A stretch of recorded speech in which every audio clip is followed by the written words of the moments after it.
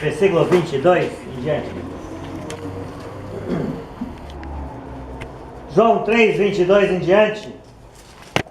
A superioridade do testemunho. Havendo Deus outrora falado muitas vezes e de muitas maneiras aos pais pelos profetas, nesses últimos dias Ele nos falou pelo Filho, a quem constituiu o herdeiro de todas as coisas e pelo qual também fez o universo. Testemunho é uma palavra importantíssima neste Evangelho de João. Deus usa as suas testemunhas. Deus quer nos usar como suas testemunhas? Sim ou não? Certamente. Mas existe e sempre existirá uma testemunha superior a todas as outras. Durante um curto período, os ministérios de João Batista e Jesus existiram paralelamente. E João aqui, o discípulo amado, o apóstolo, ele nos relata a harmonia entre essas duas testemunhas de Deus, João Batista e Jesus. O fato de João e Jesus batizarem podia parecer que havia uma concorrência, uma disputa entre as duas atuações. E o questionamento aqui a partir de João 3:22, o questionamento dá oportunidade para mais um testemunho de João Batista neste Evangelho. A resposta de João abre então o caminho, ou dá um motivo para que o apóstolo, narrador deste Evangelho, declare a superioridade do testemunho de Jesus. João 3, 22 a 30. O testemunho nunca é sobre nós. Depois disto, foi Jesus com seus discípulos para a terra da Judéia. Ali permaneceu com eles e batizava. Ora, João estava também batizando em Enom, perto de Salim, porque havia ali muitas águas, e para lá concorria o povo e era batizado. Pois João ainda não tinha sido encarcerado. Ora, entre os discípulos de João e um judeu, suscitou-se uma contenda com respeito à purificação. E foram ter com João e lhe disseram: Mestre, aquele que estava contigo, além do Jordão, do qual tens dado testemunho, está batizando, e todos lhe saem ao encontro. Respondeu João: O homem não pode receber coisa alguma, se do céu não lhe for dada. Vós mesmos sois testemunhas de que vos disse: Eu não sou o Cristo, mas fui enviado como seu precursor. O que tem a noiva é o noivo. O amigo do noivo que está presente e o ouve muito se regozija por causa da voz do noivo, pois esta alegria já se cumpriu em mim. Versículo 30. Convém que ele cresça e que eu diminua. Muito bem, então o testemunho nunca é sobre nós. Por quê? Convém que ele cresça. Amém? Jesus atuou na Judéia e arredores de Jerusalém em algumas ocasiões durante certas situações. Talvez ali entre uma festa e outra, as quais ele participou. Os batismos aqui, no contexto da passagem, os batismos aqui parecem usados no sentido de fazer discípulos. Ou seja, um modo de se começar a contar seguidores de ambos os grupos. O versículo 2 do capítulo 4 esclarece que Jesus mesmo não batizava ninguém. Isso era coisa dos discípulos dele, né? Agora João fazia o seu trabalho e João, discretamente, ele testemunhava a respeito de Jesus. Haja visto o risco dos herodianos contra o rei Davídico, né? Você sabe que desde que Jesus nasceu nenezinho, os Herodes já queriam matá-lo, né? Então o testemunho que João dava a respeito de Jesus era discreto. Não era para todo mundo que ele dizia: aquele é o Cordeiro de Deus, aquele é o Messias. Bem, contendas religiosas aqui no contexto, provavelmente incitada por quem? Por um fariseu ou um saduceu. E você sabe que esses dois grupos tinham muita gente desonesta, né? Eles sempre iam aonde? Nos discípulos. Lembra que a contenda não está acontecendo entre um judeu e João Batista. A contenda está acontecendo entre um judeu e um discípulo de João Batista. Porque eles sempre são desonestos. Eles vão primeiro nos discípulos, nunca nos mestres. E geralmente quem começa uma contenda religiosa é quem não tem razão. Amém? Porque se nós estamos com a razão, não precisamos discutir. Bem, o assunto era, aqui diz o texto, o assunto era purificação ritual. Talvez eles questionavam o fato dos judeus serem imersos. Ou talvez eles discutissem qual era então o melhor dos batismos. O de João Batista ou dos discípulos de Jesus agora. Bem, então aí a pergunta foi feita para João, não é? João tem que dar uma resposta. A pergunta feita a João parecia o quê? Parecia uma defesa enciumada da legitimidade do seu batismo. É mais ou menos dizer assim: você está falando bem daquele homem e ele está roubando os discípulos todos para ele. Como é que é isso? É uma defesa enciumada da legitimidade do ministério de João Batista. João Batista então declara diante dos seus discípulos e contendedores. Primeiro, note bem como João deixou Deus dar a cada um o que cabia. Amém? Amém. João deixou Deus decidir o que cabia a cada um. Então o coração de João Batista estava livre de quê? De ciúme e de vaidade. Amém? Esta é a religião verdadeira. Homens de corações puros, sem inveja, sem ciúme, sem contenda. Então o seu coração estava livre de ciúme e vaidade. João disse: o Messias, o rei, o ungido é um só, e não era ele. Então ele admitiu que ele foi enviado por Deus como um precursor, como aquele que vem antes e prepara o caminho. Então ele apenas se sentiu honrado com esta função. Amém? Qual é a sua função? Você está se sentindo honrado com ela? Deveria. Amém? Amém. Porque o Messias, o rei, o ungido é um só. Aí João fala sobre a noiva, não é? O que tem a noiva, tá vendo como noiva é uma coisa importante? Ser esposa é uma coisa importante? O mundo acha que não, né? Mas aqui a ilustração é exatamente essa. O que tem a noiva é o noivo. O que é a noiva aqui?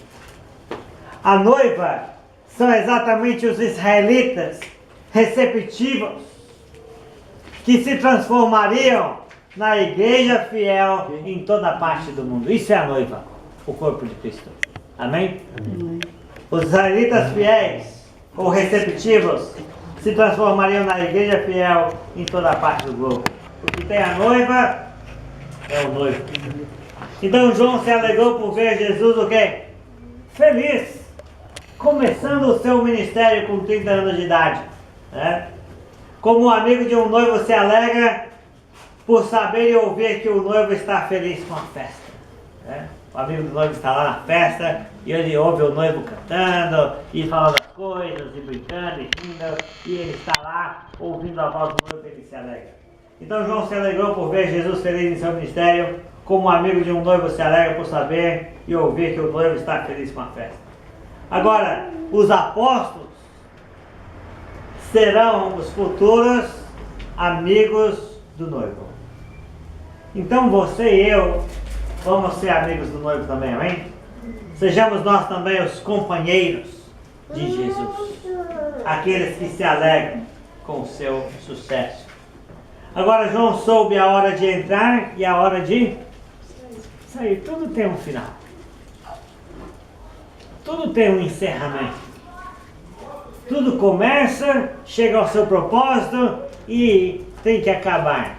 Ou continuar de uma outra forma como Deus quer. Então João sabia a hora certa de entrar e a hora certa de sair. Ele soube a hora de entrar e sair de cena. A alegria dele já estava completa no seu ministério, amém? Ele já estava feliz. Então, agora ele disse uma coisa que nós nunca vamos esquecer. Ele diz: convém que ele cresça e que eu diminua. Amém? Convém que ele cresça e que eu diminua. E Jesus iria crescer, não iria? Crescer, crescer, crescer. E 2000 anos depois, Jesus ainda não parou de crescer. Jesus ainda não parou de expandir o seu reino aqui na terra. Glória a Deus. A profecia se cumpriu. João Batista diminuiu. E Jesus cresceu, cresceu, cresceu e encheu o mundo inteiro. Quais são as aplicações? Primeiro, esqueça qualquer rivalidade. Seja no trabalho, seja na igreja, seja no conflito familiar, rivalidade não é a vontade de Deus. Manter rivalidade de qualquer tipo é desperdício de tempo, desperdício de energia emocional. E os servos de Deus não podem se desperdiçar dessa forma. Amém? Na igreja, nós não inventamos nada que nos faça competir ou rivalizar uns com os outros. Sabe o que eu mais gosto de estar na igreja de casa em casa? É porque não tem nada inventado para que nós possamos brigar. Né? Nós não temos que reunir para decidir sobre nada. Jesus já decidiu tudo. Amem-se uns aos outros. Né? Jesus já decidiu tudo. Vão e preguem o meu evangelho. Façam discípulos. Então na igreja nós não inventamos nada que nos fará competir ou rivalizar uns com os outros. Se é para competir ou rivalizar, nós estamos fora, amém? Mas se é para nos unir, fazer a obra de Cristo, nós estamos dentro. Esta é a primeira aplicação. A segunda aplicação é que o batismo é importante. O batismo é importante no processo de purificação. Tanto de judeus daquela época, quanto de judeus de hoje e de gentios. Quando você lê os 4 evangelhos, todos os 4 evangelhos citam o batismo de João. Inclusive, o ministério de Jesus começa no batismo de Jesus. Por João. O evangelho começa com a pregação de João, um chamado ao arrependimento, e o que João faz? Batiza as pessoas. Então o batismo é importante no processo da purificação de judeus e gentios. Todos os 4 evangelhos citam o batismo de João, mas lembre-se, o batismo de Jesus é superior. Amém? É superior. O que nós vivemos é o batismo de Atos 2:38 para frente. Bem, agora outra aplicação aqui é que quando você é humilde, o que acontece quando você é humilde? Os outros começam a sentir ciúmes por você. Não é? Às vezes ninguém citou seu nome e alguém diz: eles não vão falar o seu nome. Você não vai lá dizer que foi você que fez isso e aquilo. Não é assim às vezes? Quando você é humilde, os outros ficam intrigados. eles começam a sair em sua defesa, né? Quando você ouvir os outros vão sentir ciúmes por você. É impressionante. Ninguém escapa.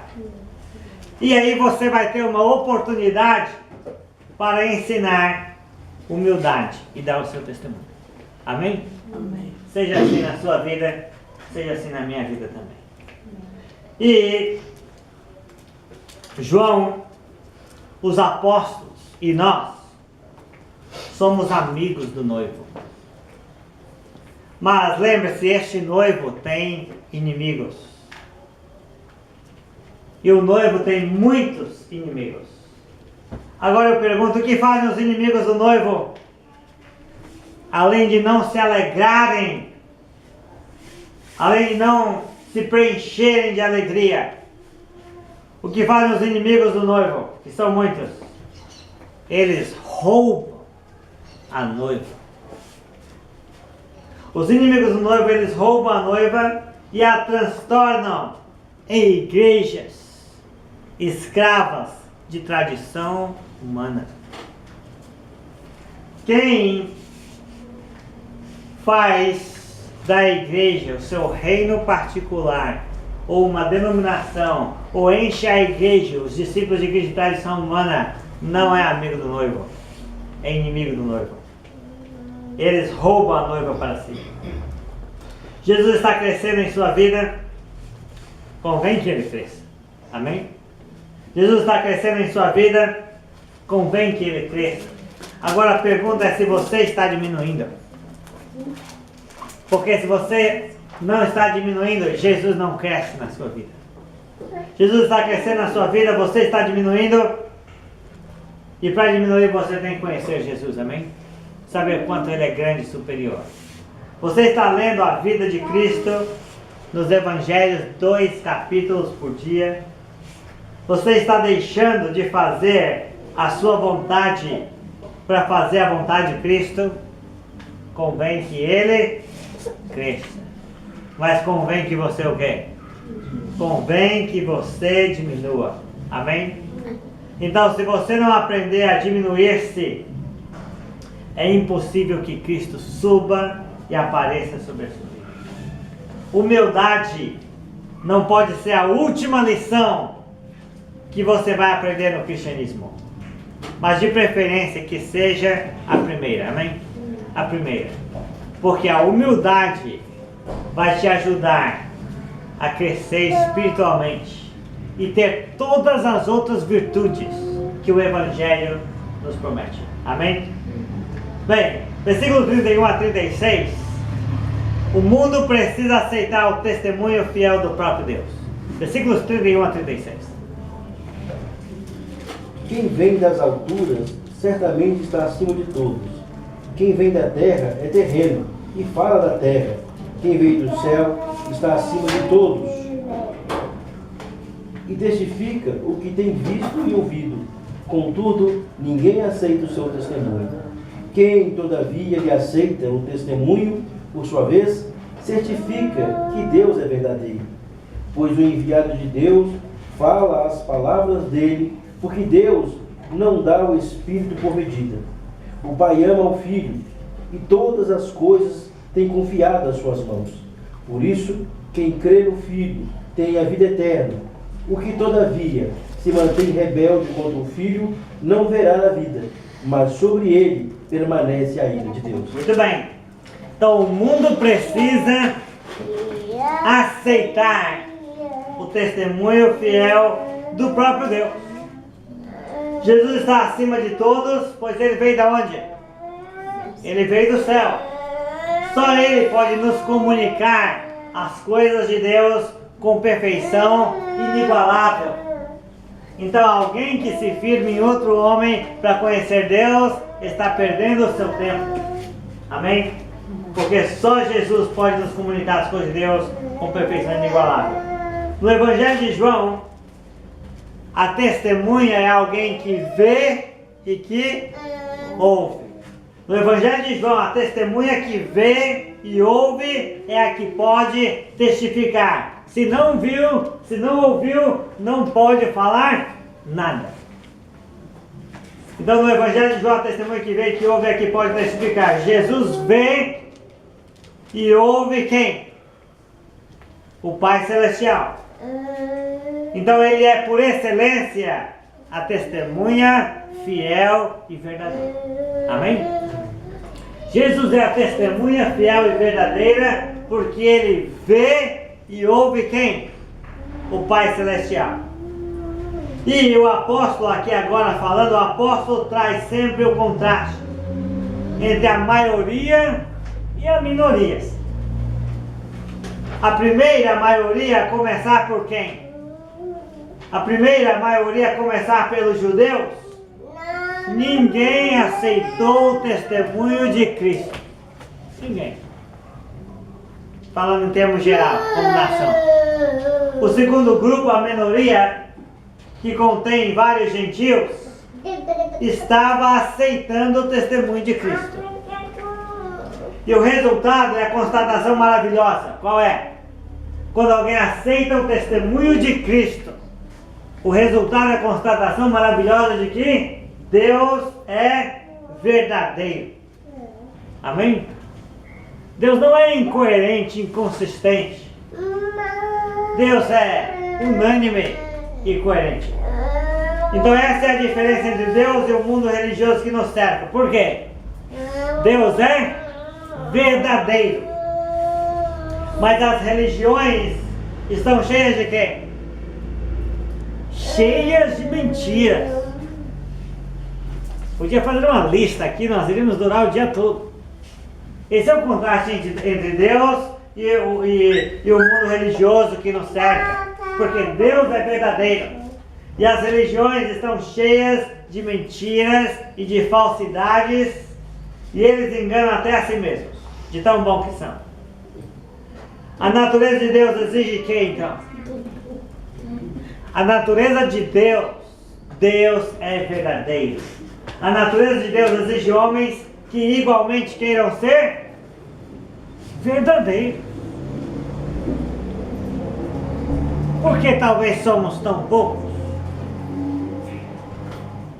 Por que não somos aos milhares? Porque a natureza de Deus exige homens e mulheres que igualmente queiram ser verdadeiros. Infelizmente o mundo está cheio de homens capazes de quê? De negar as evidências do testemunho de Deus na história, de negar as evidências do testemunho de Deus na criação, de negar as evidências do testemunho de Deus nos fatos e nas escrituras. Você acha que eles são verdadeiros? Não, porque quando eles ouvem Deus, veem o testemunho de Deus, eles se negam a aceitar. Mas Deus é verdadeiro. Os judeus não estão sozinhos, está vendo? Quem ouviu Jesus estava ouvindo o próprio Deus, pois o seu enviado tinha a plenitude do Espírito agindo nele. O enviado aqui é Jesus. Então, o enviado de Deus fala as palavras de Deus, porque Deus não dá o Espírito por medida. Este enviado é Jesus. Então, quando os judeus estavam ouvindo Jesus, quem ouviu Jesus estava ouvindo quem? O próprio Deus, pois o enviado tinha a plenitude do Espírito agindo nele. Os judeus se obstinaram e não reconheceram o quê? Os judeus se obstinaram e não reconheceram as palavras de Jesus, como de fato era a palavra de Deus. Os judeus, eles viam os sinais, não viam? E eles até pediam mais, não pediam? Eles não só viam, mas eles também queriam ver e viam mais. Jesus até disse uma vez, se não virem sinais, não vão crer. Então Deus deu sinais. Os judeus viam sinais e milagres, pois o poder do Espírito estava sobre Jesus. Porém, quando Jesus o quê? Quando Jesus falava, eles não criam no seu testemunho verbal. Deus não deu só a Jesus a capacidade do Espírito Santo para operar sinais, mas também deu a Jesus a capacidade de falar a verdade em nome de Deus. Está vendo como é muito fácil as pessoas aceitarem sinais, mas se recusarem a ouvir a verdade. Deus capacitou Jesus 100% como verbo. Amém? Então as centenas de judeus que presenciaram, que participaram ou que receberam os sinais e milagres de Jesus, mas não aceitaram o seu ensino, serão condenados. Porque Deus não dá o Espírito por medida. Amém? O versículo 34, o versículo 35, né? O Pai ama o Filho e todas as coisas tem confiado às suas mãos. O versículo 35 será demonstrado mais especificamente no decorrer deste Evangelho. O amor do Pai pelo Filho e a quantidade de autoridade que Deus colocara em suas mãos. Perdoar pecados, ressuscitar os mortos, julgar o mundo. O Pai ama o Filho e todas as coisas lhe confiou nas suas mãos. E o Evangelho vai mostrar isso para nós. Quanta autoridade Deus colocou nas mãos de Jesus. E quando Jesus ressuscitar os mortos, ele vai dizer: toda autoridade me foi dada no céu e na terra. Amém? Então, porém, quando João escreveu este Evangelho, você sabe que ele escreveu lá na cidade de Éfeso, no ano 97 depois de Cristo, mais ou menos. Realmente, quando ele escreveu isso, o reino já estava nas mãos do Messias. Amém? E permanecia nas mãos do Messias. E permanece até hoje. O Pai ama o Filho e todas as coisas lhe confiou nas suas mãos. E então chegamos ao clímax de todo o ensinamento. Aqui chegamos ao clímax daquele ensinamento iniciado lá em João 2:23, quando Jesus disse que ele sabia o que era a natureza humana. O versículo 34. Deus não foi inconsistente no seu testemunho, por isso, quem não crê no Filho,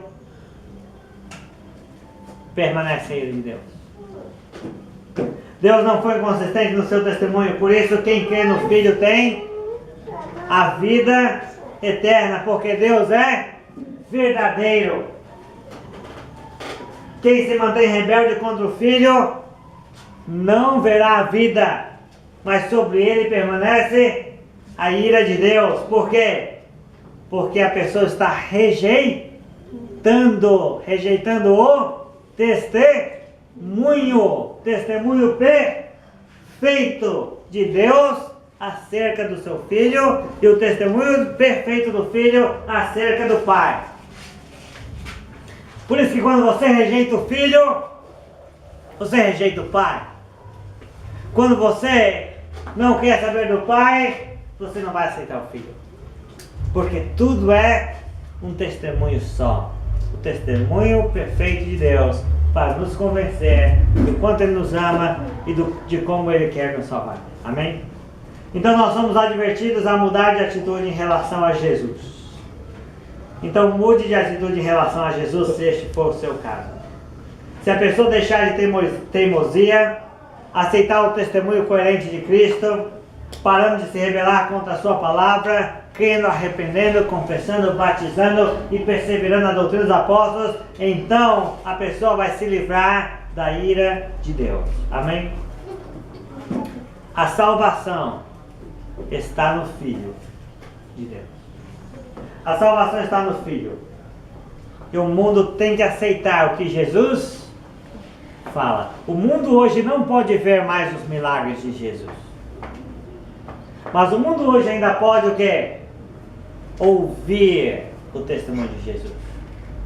Talvez possa ver os milagres de Jesus só através dos relatos que estão nas Escrituras. Está vendo? Mas a salvação está no Filho. E o mundo tem que aceitar o que Jesus fala. Agora eu também tenho que aceitar. Amém? O que Jesus fala, eu tenho que aceitar. Você tem que aceitar o que Jesus fala. Fora de Jesus, só vai restar a ira. Não é verdade? Então é melhor a gente aceitar o testemunho de Deus. Porque Deus não deu o Espírito por medida. Jesus tanto agiu quanto falou. As pessoas podiam